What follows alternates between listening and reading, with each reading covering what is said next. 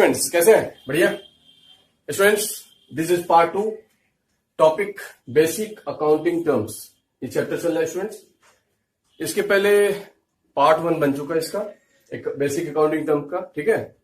उसको देखने के बाद ही पार्ट 2 देखिएगा तो आपको क्लियर समझ में आएगा, ठीक है। आज हम 8 टर्म्स से स्टार्ट कर रहे हैं, ठीक है। 8 to 16 आपको समझाएंगे।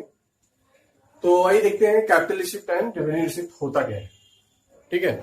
और ये टर्म्स आप अच्छे से दिलो दिमाग में बैठा लीजिए, क्योंकि इसके यूजेस आगे आने वाले चैप्टर, सारे चैप्टर में, इसलिए इसको अच्छे से याद कर लीजिए।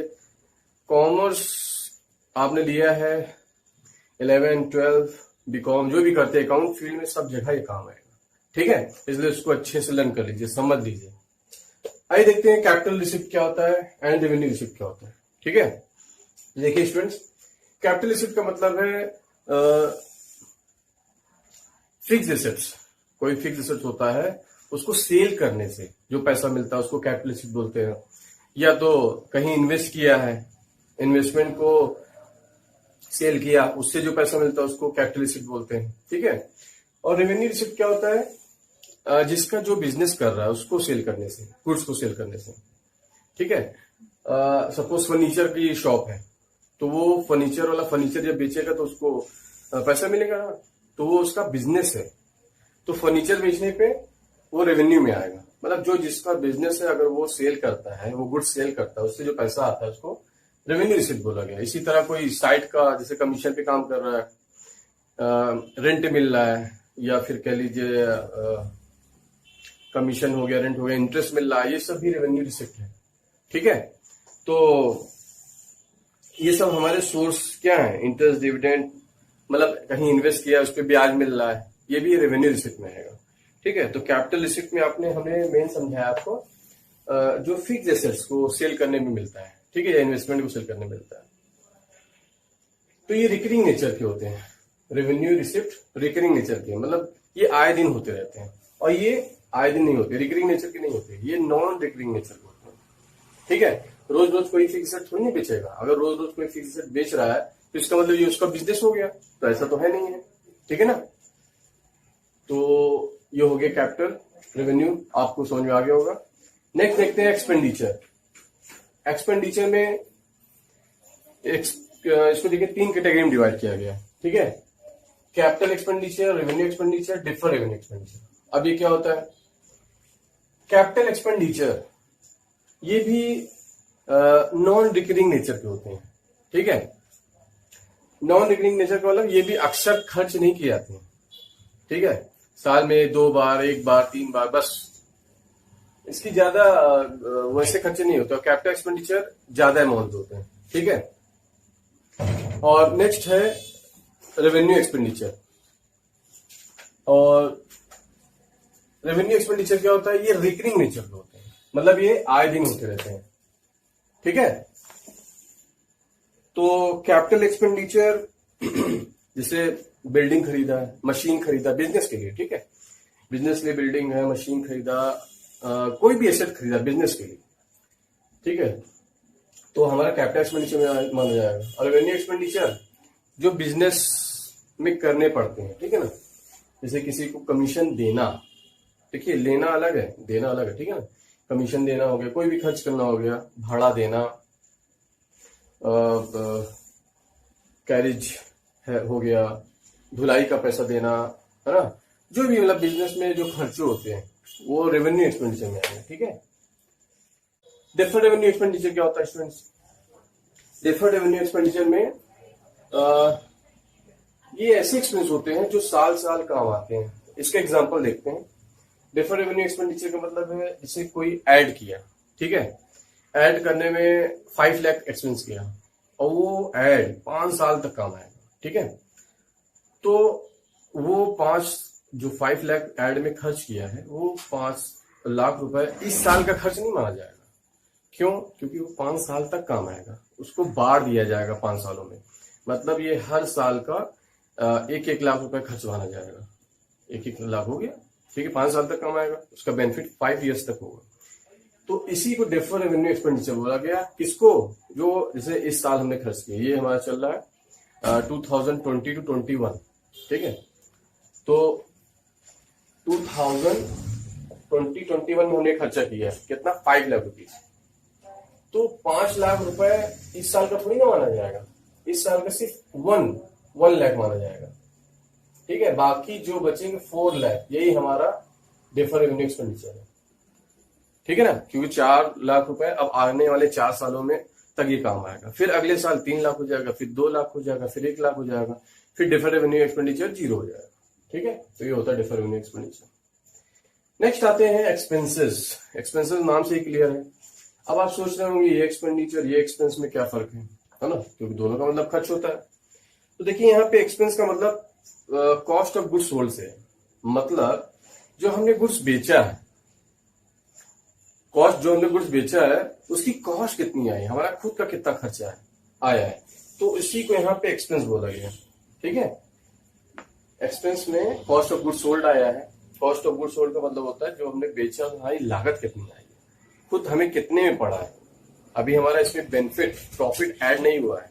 ठीक है, तो अब इसमें कॉस्ट ऑफ गुड्स सोल्ड में क्या ऐड हो सकता है और खर्चे, रेंट, भाई हम दुकान रेंट पे चला रहे हैं, किसी को कमीशन दे रहे हैं, अपने वर्कर को सैलरी दे रहे हैं, एडवर्टीजमेंट दे रहे हैं, ये सब भी खर्चे जुड़ेंगे उसमें, वो भी एक्सपेंस में आएगा इसमें। ठीक है ना तो ये हो गया एक्सपेंसेस। ठीक है, नेक्स्ट आते हैं इनकम। अब इनकम क्या होता है? इनकम का सीधा सा फंडा है जो आमदनी हुई है ना, इसको कह सकते हैं, इसको हम income is differ from revenue. अब देखिए इनकम रेवेन्यू से अलग है। ठीक है ना, रेवेन्यू रिसीव क्या था, हमने जितने में सेल किया है, जैसे 5,000 का चीज हमने 8,000 में सेल किया है, तो 8,000 रुपए हमारा रेवेन्यू आ गया।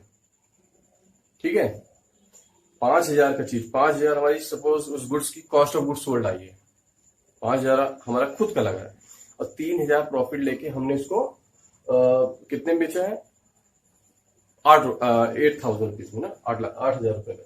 तो 3,000 जो एक्स्ट्रा आया वही हमारा इनकम हो गया। तो वही हमें इसको बताया जा रहा है, इसको income equal to revenue, revenue minus expenses. ठीक है, इसके लिए फॉर्मूला है, रेवेन्यू जितना होगा ये एक्सपेंस माइनस कर दीजिए, हमारा इनकम आ जाएगा, कितनी हमारी इनकम हुई है। ठीक, अब आते हैं देखते हैं प्रॉफिट। प्रॉफिट क्या होता है, प्रॉफिट भी आप समझ गए होंगे। टोटल रेवेन्यू, ये तो पर्टिकुलर एक काम बता रहा है, अगर टोटल ले लें, ठीक है, टोटल रेवेन्यू में हम टोटल एक्सपेंस, बिजनेस का टोटल एक्सपेंस क्या है उसको हम माइनस कर दे तो हमारा प्रॉफिट आ जाएगा।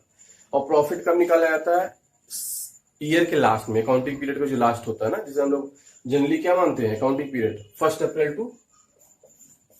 अप्रैल टू नेक्स्ट ईयर का 31 मार्च। ठीक है, नेक्स्ट ईयर का 31 मार्च, तो लास्ट में इस डेट को हम लोग प्रॉफिट लॉस निकालते हैं कि 31 मार्च को मेरा प्रॉफिट कितना हुआ, लॉस कितना हुआ। ठीक है, तो टोटल प्रॉफिट, अरे total revenue minus total expenses, तो हमारा प्रॉफिट आ जाएगा।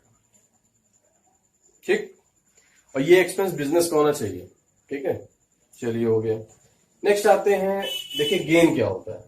अब प्रॉफिट गेन लग रहा है कि सेम है, लेकिन नहीं, गेन में क्या होता है, अब जैसे इसका एग्जांपल लेते हैं, बिल्डिंग है, ठीक है, बिल्डिंग 10 लाख रुपए का है, 10 लाख का बिल्डिंग है, उसको हमने 12 लाख में बेच दिया। ठीक है, तो 2 लाख रुपए हमारा गेन हुआ। मतलब ये हमारा बिजनेस नहीं है, प्रॉफिट वाला हमारा बिजनेस में आएगा।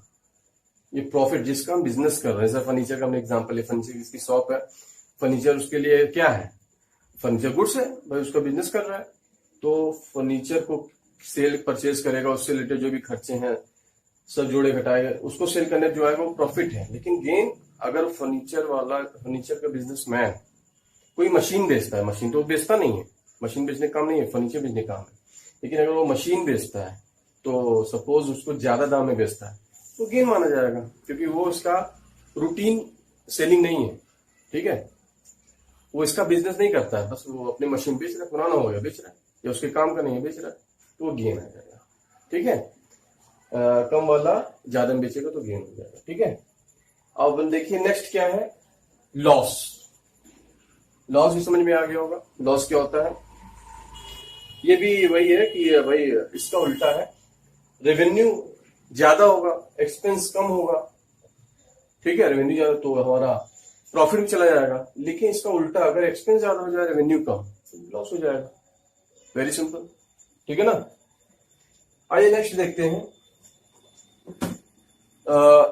अब आता है परचेज, ठीक है।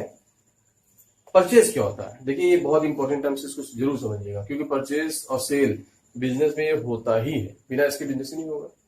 तो परचेज में क्या आता है स्टूडेंट्स? देखिए परचेज किसको माना गया है? जिसका हम बिजनेस करते हैं। जैसे हमने बताया फर्नीचर का बिजनेसमैन, फर्नीचर का बिजनेसमैन अगर फर्नीचर खरीदता है, ठीक है, तो उसके लिए फर्नीचर गुड्स माना जाएगा, ठीक है। लेकिन फर्नीचर के बिजनेसमैन अगर मशीन खरीद रहा है, क्यों?